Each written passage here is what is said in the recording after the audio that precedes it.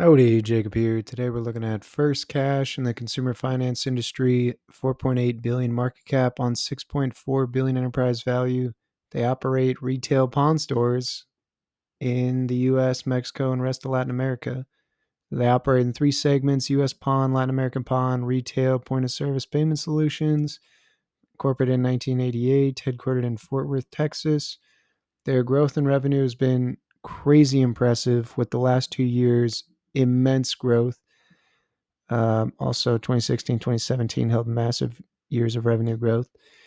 And we're going to see whether those were acquisitions or not.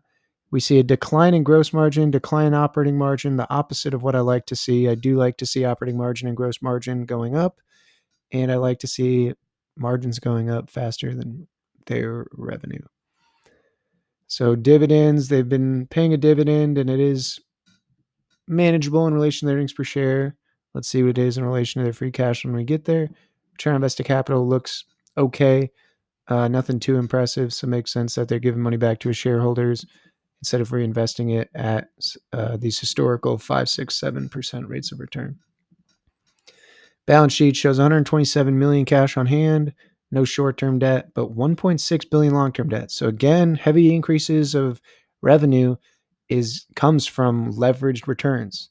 So if you have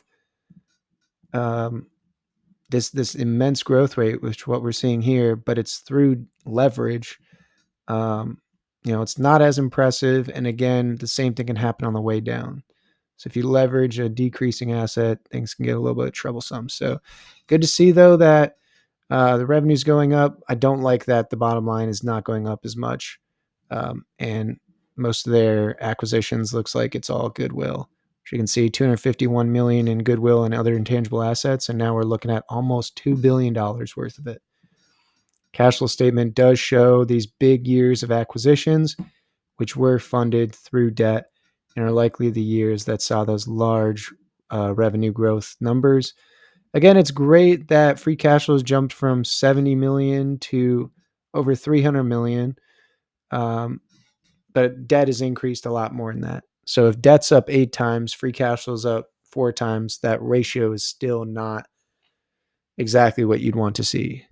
So if you are leveraging returns, I definitely like leveraging returns with an exponentiated amount of efficiency going to hitting the bottom line. So majority of their cash, as we've seen, is acquisitions.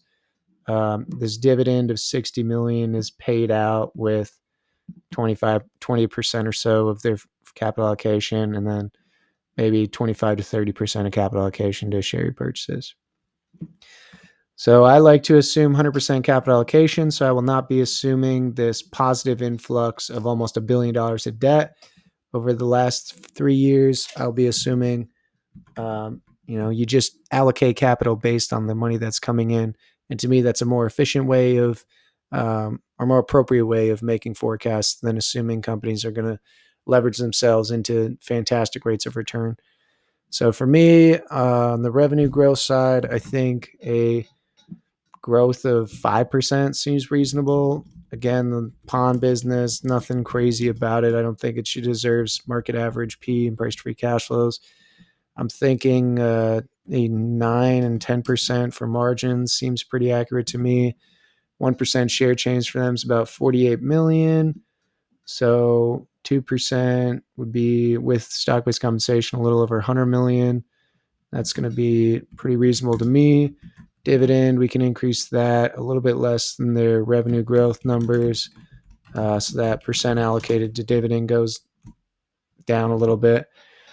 And so I'm assuming a little bit of money is going to be going towards debt reduction, because they do produce, let's say, $300 to $400 million in free cash flow, and their debt figures at 1.6 billion.